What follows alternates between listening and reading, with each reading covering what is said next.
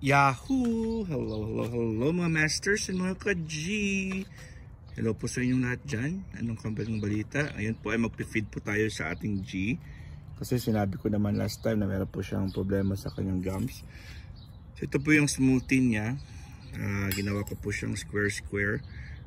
Parang freeze ko siya. At saka nung freeze na po siya ay ginawan ko siya parang square na blocks para puputulin ko na lang at i-thaw.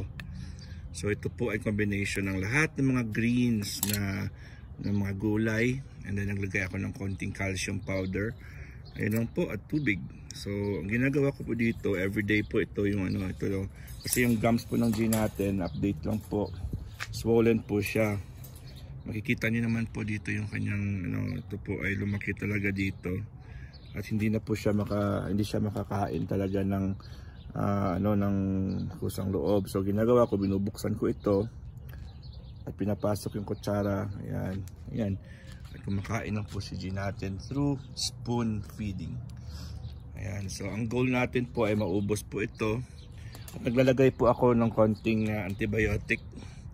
Herbal antibiotic po yan. Capsule po ito. So nabuksan ko na po ito last time. Konti na lang po ang hindi naman ito buo ang binalagay ko. So capsule lang po ito. Itong capsule na to ay binubuksan ko lang, at yung powder ay dinalagay ko lang po. Konti lang naman ang dinalagay ko kasama sa kanyang food. Ayan po. Para po ay meron siyang antibiotic kasi parang swelling niya po ng kanyang gums. Yun ang problema natin dyan. Swelling ng kanyang gums. So hopefully makatulong ito. Konti lang naman ang nilalagay ko. Para ma-save yung kanyang kasi and then everyday po ay nilagay natin po si G dito sa under the sunlight, because iguanas, they critically need sunlight. Ayan, so sunlight talaga, exposure every morning. So kung minsan 5 hours ko siyang iniiwan dito hanggang lunch break na po yan. Ayan, so ito na po yung kanyang ito po yung powder. Yan ang powder, yan ang powder na inatapon ng powder. So i-mix lang natin yung powder sa kanyang yan ang powder, diba? I-mix lang natin yan at syempre spoon feed natin kay G. Ayan, diba? So binubuksan ko po ito, ang kanyang bunganga, at pinapasok po. Ayan, at kakainin niya rin po yan. Yan po ang ating G. Yan ang ating routine every morning. Kung minsan po, hindi naman minsan, isa sa umaga at sa gabi, bago ako magluto ng dinner namin, ay another batch na rin po yung pinapakain ko sa kanya. Ayan po, ayan na. So pasensya talaga ang ating kailangan dito sa G natin, kasi hindi po siya nakakakain, hindi po siya talaga walang gana dahil sa kanyang situation. Tingnan niyo po, lumaki talaga yung dito niyo at saka nag-inflame. Ito dapat balance, dapat yan pumasok ito. At saka nangayayat talaga si G natin, nangayayat talaga si G natin. So hindi na po siya gano'ng ka-chubby before.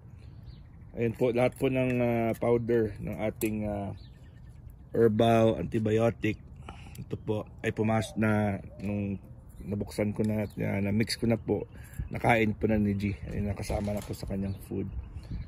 Ayan, so ito po yung aking routine, twice a day. Gusto mo, okay naman po si G, kumakain naman po siya. Importante po ay kumakain po siya. At yung tubig niya, may tubig din po siya sa kanyang sa loob ng kanyang bahay. Pero ako talaga nagpo-force talaga ako na magpainom ng tubig sa kanya, kasi pag hindi niya man na iniinom. Hindi ko alam kung umiinom siya, pero hopefully umiinom po siya. Pero ito po yung paraan ko sa pagbigay ng kanyang tubig. So pinapainom ko talaga si G. Pinapaganon ko talaga, binubuksan ko pa rin, tsaka pinapainom. Yan, binubuksan ko pa rin at pinapainom si G natin. Yan. So cooperative naman si G at hindi na po siya nangangagat. Wala na po siyang instinct na mga gat kay daddy niya, Master Worm. Wala na po sa vocabulary ng G natin yan. And very loving talaga si G. So ito lang po yung aking ginagawa at makakatulong sa kanya. The only way na makasurvive po si G natin is syempre ipakainin siya. Kasi pag hindi naman siya natin, pag iniwan ko lang yung pagkain doon sa kanya sa loob ng kanyang food bowl, natutuyo lang. O konti na lang mga masters, o konti na lang, diba? So nakakalahati na po tayo. Once maubos ni Gian ang kanyang food, papainumin natin ng tubig at iiwan natin siya dito hanggang 5 hours, 4 hours. Diba? 4 to 5 hours siya dito under the sun. Kasi po ang iguana po ay they live in tropical places, tropical islands, at medyo they need UV rays or sunlight, and of course humidity. So ang ginagawa ko dito is binabalikan ko lang siya kasi dito po sa likod ng aming apartment ito. So binabalikan ko lang siya at pinisprayhan ko lang po siya ng tubig for misting. So hindi naman siya gusto niya po kasi yung sunlight na yan po ang mag-burn ng toxins. Kasi ang during the whole winter season dito po sa amin sa El Paso, medyo malamig po. So hindi ko siya, wala talagang sunlight. May sunlight naman po pero malamig, so hindi ko siya pwedeng iiwan sa labas. And the whole time ay siya sa loob lang siya ng bahay. Nagkamali po ako sa ilaw na nabili ko. Basking light pala ang nabili ko at hindi pala siya UVB light. Nako, hindi siya UV bulb. So for the whole time, for the 2 to 3 months, mga masters and mga ka-G, ay hindi pala nakakuha ng sapat na UV ultraviolet si G natin. Kaya po ay nag-develop po siya ng swelling. Yan siguro ang one of the reasons. Plus nag-experiment po ako ng mga pwede kong ipakain sa kanya. Kita niyo nag-swell din dito niyo. Experiment ako ng ano pang pwede kong pakain sa kanya. Bumigay po ako ng avocado, mga masters, mga ka-G. Nako, ang avocado pala mga masters and mga ka-G ay may allergens pala yan. Hindi pala pwede ibigay. Nako, yun siguro ang reason kung bakit nag-swell ang gums niya. Ayan, so isang pagkakamali yun. Kaya bibigay po ako ngayon ng herbal ABX or tinatawag nating antibiotic. Ayan, para po yan sa swelling, para mag-reduce ang swelling sa kanyang gums. Dito pong gums niya, nag-swell talaga yan. Ayan, so yan po ang update natin sa ating G. Spoon feed talaga si G. Kawawa naman. Pero mas kawawa siya kung hindi siya natin spoon feed. Kasi po mas need niya po yung critical care. Mas need po ng G natin ang critical care. Kasi laki talaga ng swelling niya. Oh, laki, diba? Nakikita niyo naman dito. Malaki ang swelling niya dito. Ayan. So konti na lang tayo mga masters. Konti na lang talaga. Mga ka-G. Konti na lang yung ang uubusin ng G natin. Ayan. At very loving talaga yan si G natin. Hindi na po siya talaga nagpapakita ng resistance sa akin. O, diba? So ito yung aking situation namin ni G everyday. Since nag-start po ako sa kanya, siguro mga 2 weeks na po kaming nagsuspoon feeding.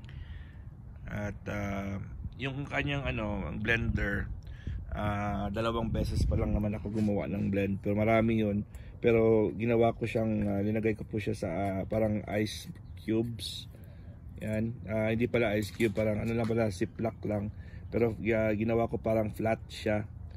At linagyan ko na ng linya-linya para na once mag-defrost ako, puputol na lang po ako.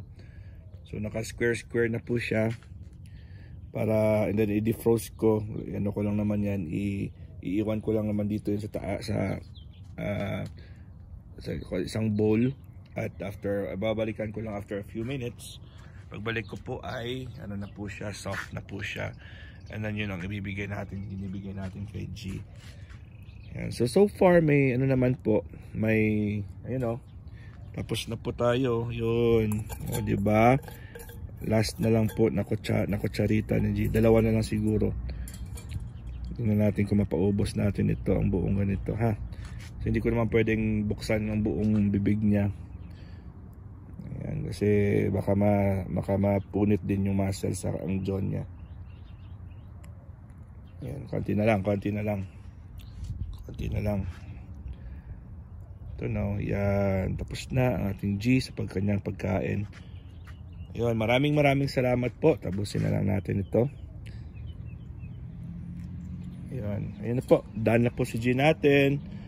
Alright, mga masters and mga ka-G. Maraming salamat po. And God is great. Yahoo!